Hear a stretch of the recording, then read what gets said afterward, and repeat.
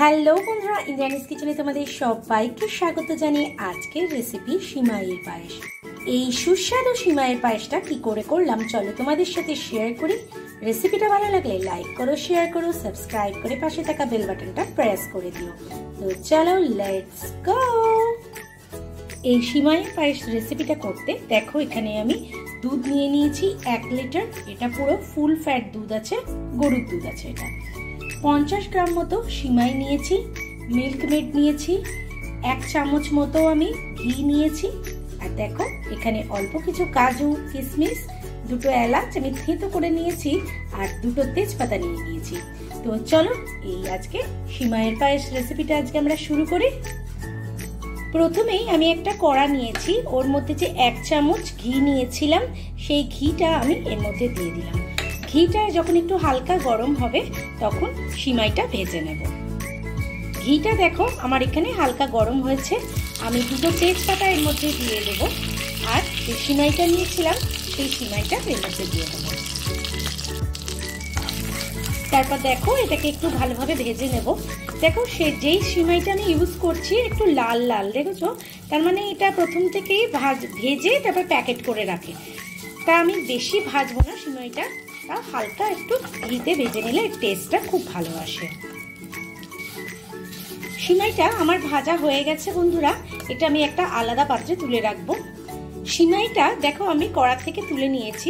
এবার ওই একই কড়ার মধ্যে আমি দুধটা দিয়ে দেব।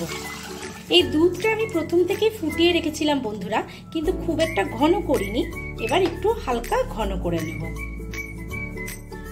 তোমরা দেখতে পাচ্ছ বন্ধুরা দুধ এখানে ফুটে উঠেছে। এবার আমি এই সিমাইটা এর মধ্যে দিয়ে দেব। দেখো সিমাইটা দিয়ে এটাকে ভালো করে ঘন করব। সিমাইটা একটু হালকা করে নাড়িয়ে নিলাম। তারপর আমি যে কাজু কিশমিশ এগুলো রেখেছি, এলাচ সব এর মধ্যে দিয়ে দেব। তারপর এটাকে হালকা করে নাড়িয়ে কম আছে এটাকে রান্না হতে দেব যতক্ষণ না দুধটা ভালো মতো ঘন হয়ে ওঠে। দেখো বন্ধুরা দুধটা আমার ফুটে উঠেছে, কিছুক্ষণের মধ্যে এটা ঘন হয়ে যাবে। আচ্ছা একটা কথা বলে রাখি, দুধটা যখন তোমরা ঘন করার চেষ্টা করবে তখন আঁচটা একটু জোর করে দেবে, তাহলে একটু দুধটা তাড়াতাড়ি ঘন হয়। তার জন্য কিন্তু গ্যাসের সামনে দাঁড়িয়ে থাকতে হবে। দেখো আমার এখানে সিমুইটা একদম ঘন হয়ে গেছে।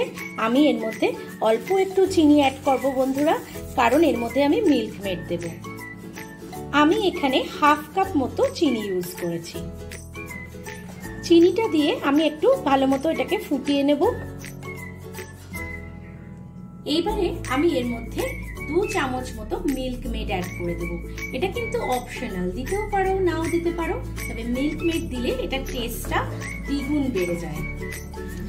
মিল্ক মেড অ্যাড করে দিয়েছি। এবারে এটাকে হালকা 2 মিনিটের জন্য একটুখানি ফুটিয়ে গ্যাসটা আমি অফ করে দেব। গ্যাসের ফ্লেমটা একটু জোরে করে দিয়েছি।